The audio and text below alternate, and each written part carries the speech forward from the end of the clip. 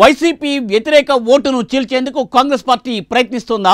YCP Congress పార్టీలు ఒక్కటేనా? జగన్ వ్యూహం ప్రకారమే చెల్లెల్ని కాంగ్రెస్ పార్టీలోకి పంపించారా? జగన్ గెలవడం కాంగ్రెస్ పార్టీకి ఎందుకు అవసరం?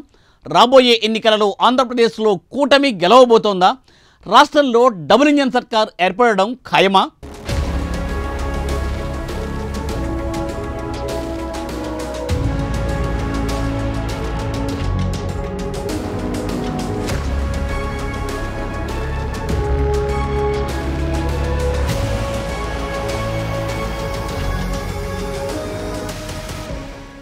ఏపీలో రాజకీయాలు ఊపందుకున్నాయి. కూటమి తొలి ఎన్నికల సభతో హీట్ పెంచింది. 10 ఏళ్ల తర్వాత మోదీ, చంద్రబాబు, పవన్ కళ్యాణ్ ఒకే వేదికపై కనువిందు చేశారు. ఈ సందర్భంగా ప్రధాని మోదీ చేసిన కామెంట్ ఇప్పుడు చర్చనీయాంశంగా మారింది. ఏపీలో అధికారంలో ఉన్న వైఎస్ఆర్సీపీ వ్యతిరేక ఓట్లను చీల్చేందుకు కాంగ్రెస్ ప్రయత్నిస్తోందని, ఇది గమనించి ప్రజలు తమకు ఓటు వేయాలని ప్రధాని నరేంద్ర మోదీ కీలక వ్యాఖ్యలు చేశారు. మోదీ కామెంట్తో కాంగ్రెస్ వైసీపీ లోపాయికారి ఒప్పందంపై సర్వత్రా చర్చ జరుగుతోంది. 3 పార్టీలు కలిస్తే తన పని అవుట్ అని తెలిసి జగన్ తన చెల్లెలు షర్మిలను ముందుగానే కాంగ్రెస్లోకి పంపారనే సందేహాలకు మోదీ కామెంట్ మరింత బలం చేకూర్చుతోంది.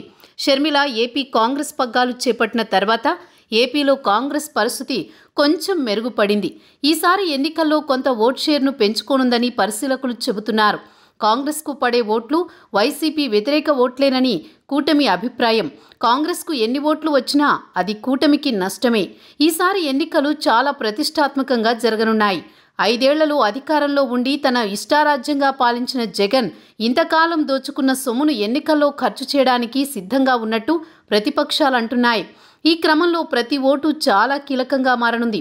వైసీపీ ప్రభుత్వ వ్యతిరేక ఓటు కాంగ్రెస్ ఎంత చీల్చగలదనే దానిపైనే ఇప్పుడు ఆసక్తి నెలకొంది.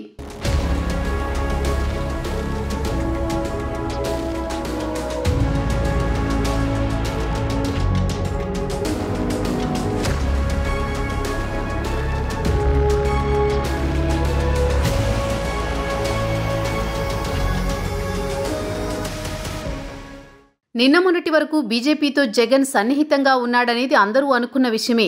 టీడీపీ, జనసేనతో బీజేపీ జత కట్టిన తర్వాత బీజేపీ తన వెర్షన్ మార్చింది. పొత్తులోకి వచ్చిన తర్వాత తప్పనిసరిగా జగన్ను తిట్టాల్సిందే. దీంతో మోదీ తాజాగా చిలకలూరిపేటలో జరిగిన కూటమి ఉమ్మడి సభ ప్రజాగళంలో మోదీ జగన్పై ఆసక్తికరమైన కామెంట్లు చేశారు.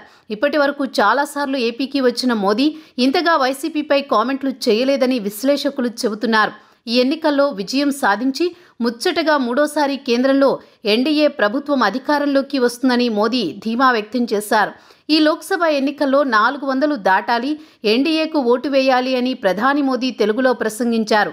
మనం నెగ్గితేనే వికసిత భారత్తో పాటు వికసిత ఆంధ్రప్రదేశ్ సాధ్యమవుతుందన్నారు ప్రధాని నరేంద్ర మోదీ.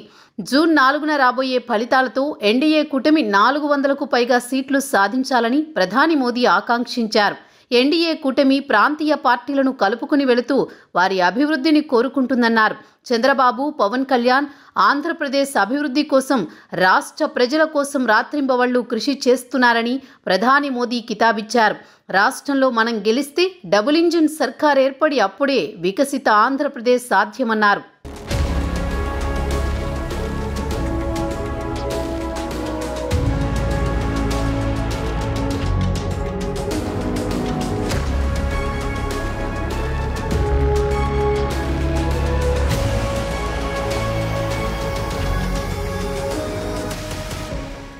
బీజేపీ నేతృత్వంలోని ఎన్డీఏ ప్రభుత్వం పేదల కోసం పనిచేస్తుంది. ఏపీలో అభివృద్ధి జరగాలంటే రాష్ట్రంలో డబుల్ ఇంజిన్ సర్కార్ రావాలి. పీఎం ఆవాస్ యోజన కింద ఏపీలో 10 లక్షల ఇళ్లు నిర్మించాం. పల్నాడు జిల్లాలో దాదాపు 5,000 ఇళ్లు ఇచ్చాం. ఆయుష్మాన్ భారత్తో ఏపీలో 1,25,00,000 మందికి లబ్ధి చేకూరింది. జలజీవన్ మిషన్ కింద 1 కోటి ఇళ్లకు నల్లా కనెక్షన్లతో నీరు ఇచ్చాం. రైతుల కోసం ఎన్డీఏ ఎంతగానో కృషి చేస్తోంది. కిసాన్ సమ్మాన్ నిధితో పల్నాడు జిల్లా వారికి 700 కోట్లు ఇచ్చాం. ఆంధ్రప్రదేశ్ను ఎడ్యుకేషన్ హబ్గా మార్చాం. విశాఖలో ఐఐఎం, ఐఐపిఈ ఏర్పాటు చేశాం. తిరుపతిలో ఐఐటి, ఐసర్ నిర్మించాం. మంగళగిరిలో ఎయిమ్స్, విజయనగరంలో ట్రైబల్ యూనివర్సిటీ లాంటి ఎన్నో ఏర్పాట్లు చేశాం. ఎన్డీఏలోని ప్రతి ఒక్కరూ ప్రజల సంక్షేమం కోసం పనిచేస్తుంటారని ప్రధాని మోదీ పేర్కొన్నారు. ఏపీలో నీలి విప్లవానికి ఎన్డీఏ ప్రభుత్వం అండగా ఉంటుందని, యువతకు మహిళలకు ఉద్యోగాలతో పాటు కొత్త అవకాశాల కల్పనకు ప్లాన్ చేస్తున్నామని ప్రధాని మోదీ తెలిపారు. ఇండియా కూటమిలోని పార్టీలు విభిన్న అభిప్రాయాలు వ్యక్తం చేస్తాయని, వారికి ఏకాభిప్రాయం ఉండదని ఈ సందర్భంగా మోదీ సెటైర్లు వేశారు. ఒక రాష్ట్రంలో కాంగ్రెస్, ప్రాంతీయ పార్టీలు పోటీ పడతాయి, కేంద్రంలో మాత్రం వాళ్లు కలిసిపోయామని చెబుతాయి. దీన్ని ప్రజలు గుర్తించాలని మోదీ కోరారు.